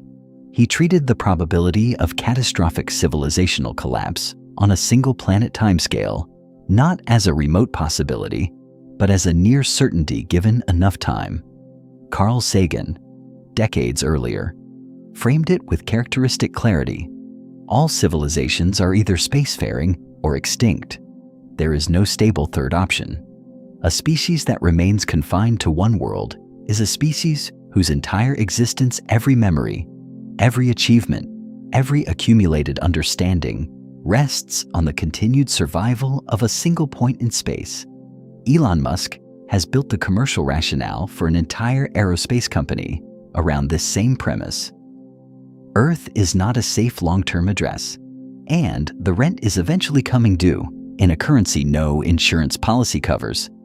They are right, and the reasoning is not complicated once you accept the timescales involved. Earth has been struck by extinction-level asteroid impacts before. The event 66 million years ago that ended the Cretaceous period and killed approximately 75% of all species on Earth including every non-avian dinosaur that had dominated the planet for 165 million years, was caused by an impactor roughly 6 to 9 miles in diameter. The solar system contains many such objects. We have cataloged a meaningful fraction of the near-Earth asteroids above a certain size. And the assessment is not reassuring. There are thousands of objects capable of causing regional or global catastrophe, and our detection and deflection capabilities, while improving, remain limited relative to the actual population of threats. Beyond impacts, the Yellowstone supervolcanic system, which has erupted catastrophically 3 times in the last 2.1 million years, sits beneath the western United States. A full-scale eruption would inject sufficient ash and sulfur dioxide into the atmosphere to trigger a volcanic winter lasting years, collapsing agricultural systems globally. The Toba supervolcanic eruption approximately 73,000 years ago is believed by some researchers to have reduced the total global human population to perhaps a few thousand individuals, a near-extinction bottleneck written into the genetic record of every human alive today. Then there are the threats of our own making. Nuclear arsenals capable of ending industrial civilization have existed since the 1950s. Climate disruption, unchecked, threatens the agricultural and coastal infrastructure that supports the majority of human population.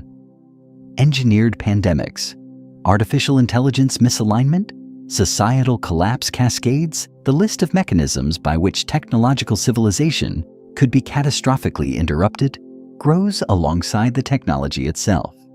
Any one of these, occurring on a single planet civilization, ends everything. Not just the people, everything. Every symphony ever composed, and every one that would have been. Every equation ever derived, and every one that would have followed.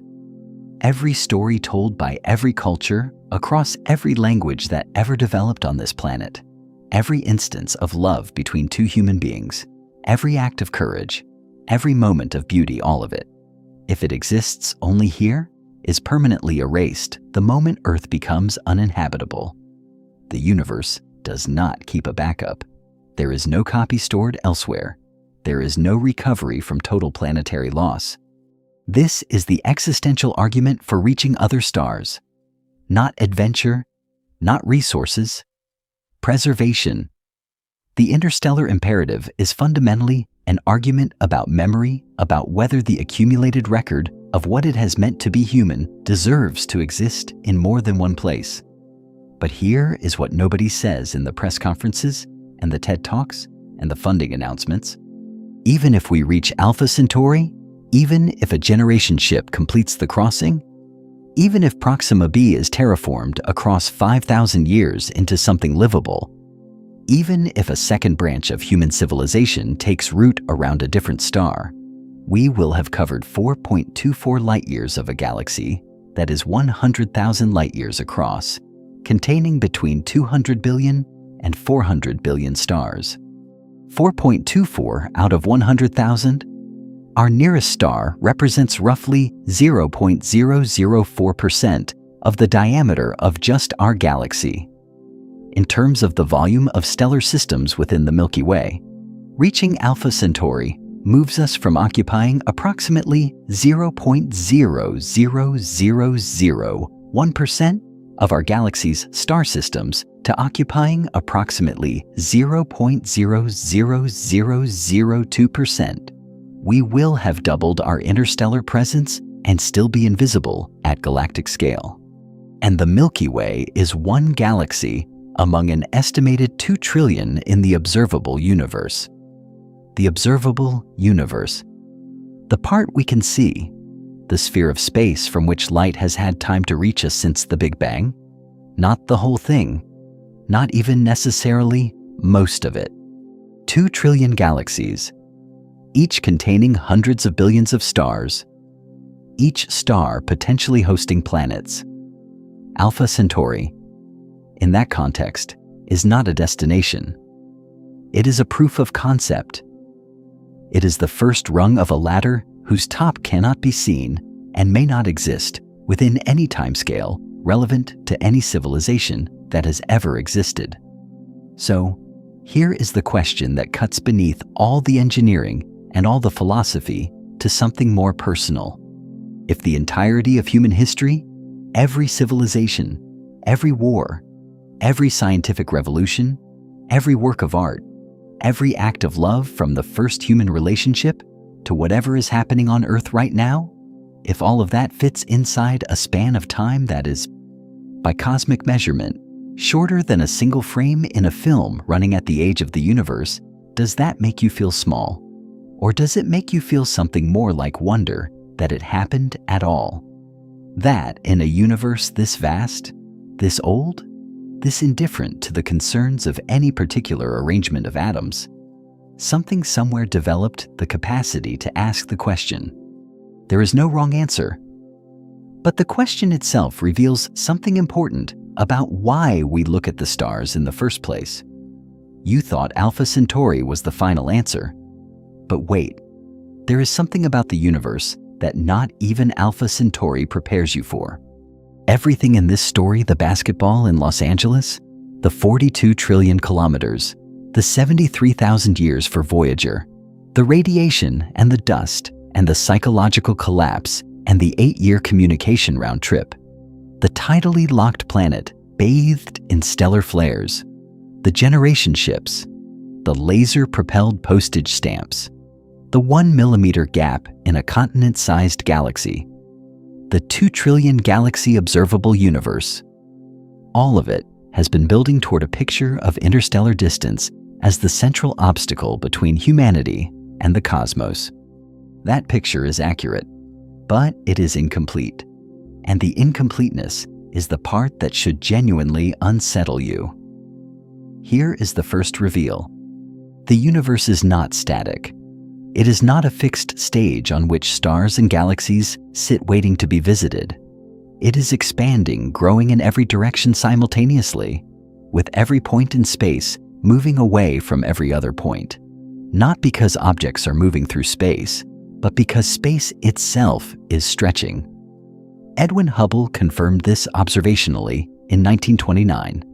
The expansion has been accelerating since approximately 5 billion years ago, driven by what physicists call dark energy, a property of space itself that is not yet understood at any fundamental level, only observed in its effects. Here is what that expansion means for interstellar and intergalactic travel in practical terms. For nearby objects, stars within our galaxy, neighboring galaxies within our local group, the expansion is too slow to matter on civilizational timescales. Alpha Centauri is not moving away from us significantly faster than its own peculiar motion through space.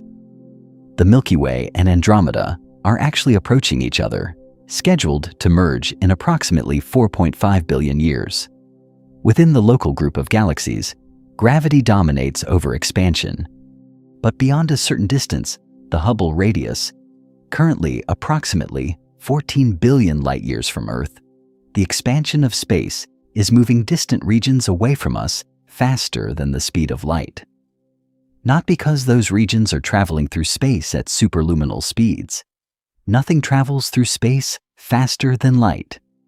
But because the space between us and them is expanding, and at sufficient distances, enough space is being created between us every second that the cumulative expansion velocity exceeds the speed of light. Light from those regions is running in place, making no net progress toward us, carried backward by the expansion of the medium it is traveling through.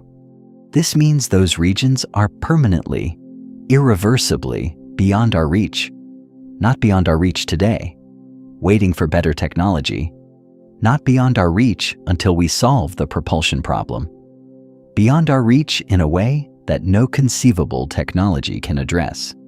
Because the obstacle is not a lack of speed, but an excess of space being created faster than any signal or vessel can cross it. The observable universe, the sphere of space from which light has had time to reach Earth since the Big Bang, has a radius of approximately 45.7 billion light-years. That number is larger than the age of the universe times the speed of light, because the universe has been expanding during the 13.8 billion years that the most distant light has been traveling toward us. But the observable universe is not the whole universe. It is only the part from which information can currently reach us. The actual universe. The full spatial extent of everything that exists is unknown. Cosmological models consistent with current observations suggest it could be hundreds of times larger than the observable portion. Some models suggest it is effectively infinite, an infinite universe, almost all of which is not merely unvisited, but permanently unobservable, permanently unreachable, permanently beyond the horizon that the laws of physics draw around every observer in an expanding cosmos. We are not just isolated within our galaxy. We are isolated within a bubble of observability that represents an unknown and possibly infinitesimal fraction of everything that exists. And now, the final reveal, the one that reframes everything.